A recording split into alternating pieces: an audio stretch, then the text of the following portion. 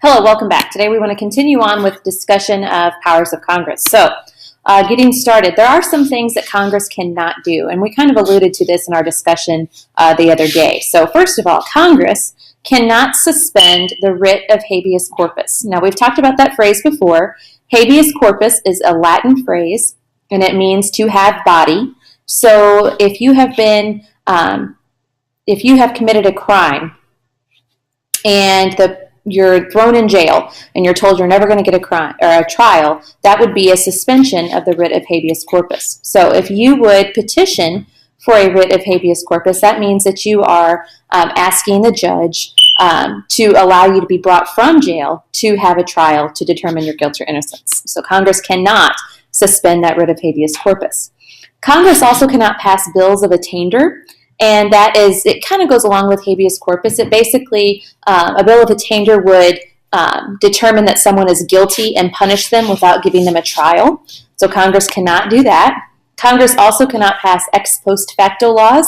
And we talked about that in class as well. But an ex post facto law is a law that makes an act a crime after it was committed, and then would try to punish someone for that. So to jog your memory, think about my example of me walking down the street squawking like a chicken. Let that settle in your mind for a few minutes. All right, so back to things that Congress can do. The taxing and spending powers of Congress. In addition to making laws, Congress has the authority to basically control all of the money spent by the federal government. Congress has been given the power of the purse, and that does not mean that they have the power to carry a purse and smack people with it. The power of the purse basically means that Congress has the authority to control the purse strings or to control the flow of money in the federal government. Revenue bills. Now, if Congress, or if the president, for example, wants to fund a specific federal program, in order to get that funding passed, he has to ask Congress if that's okay. So in that specific example, a revenue bill would be generated by the House of Representatives, and that would be used to fund that program. Now, I said that revenue bill would be generated in the House, and that's something I want you to remember forever, that revenue bills always have to begin in the House of Representatives. And we'll talk about why that is in class.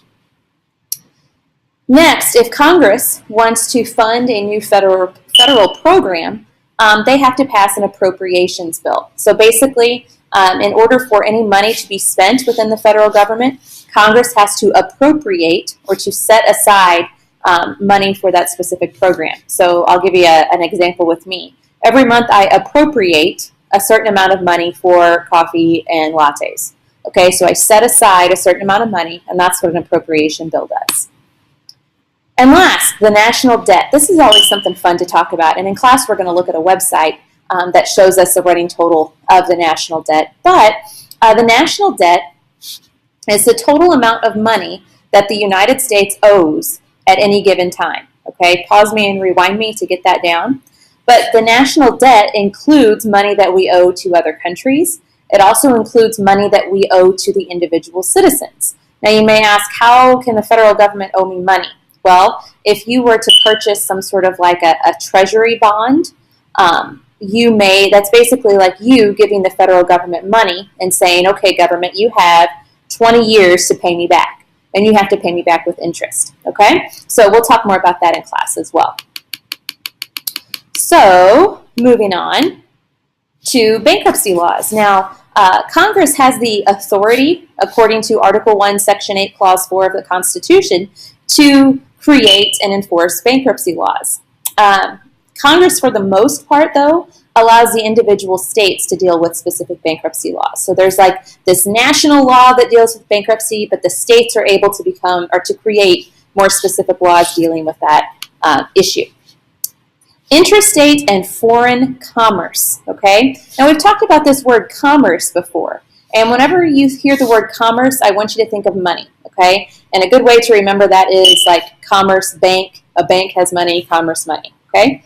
So basically, you are engaging in commerce anytime you buy or sell anything, okay? So what clause or number 8 here, what that basically tells us is that Congress has the authority to regulate interstate commerce and foreign commerce. So commerce that goes on between the states, and also commerce that happens between the United States and a foreign entity. Okay? Commerce among the states. Okay, so the Civil Rights Act of 1964, this was referenced in your activity from class. Basically, the Civil Rights Act of 1964, and I will be jotting some stuff down about this, was an extremely important piece of legislation. Okay, it was passed by Congress, obviously, 1964, and this law said it is unconstitutional, it is illegal for you to discriminate against someone based on their race, their gender, their religion, the color of their skin, their ethnic origin, okay? It is illegal for you to discriminate against someone based upon those factors. And if you can remember our activity from class, we saw that Congress does not have a specific power to deal with discrimination. So how did they pass that law? Well, Congress used Article 1, Section 8, Clause 3, that specific section about interstate commerce, because if you, as a business owner, decided that you weren't going to let women into your establishment, for example, then you could potentially be losing money. And what if women were coming from out of state? That's money crossing state lines. That's interstate commerce. Congress has the authority to regulate that. So because of that clause, they were able to successfully pass the Civil Rights Act of 1964. Okay?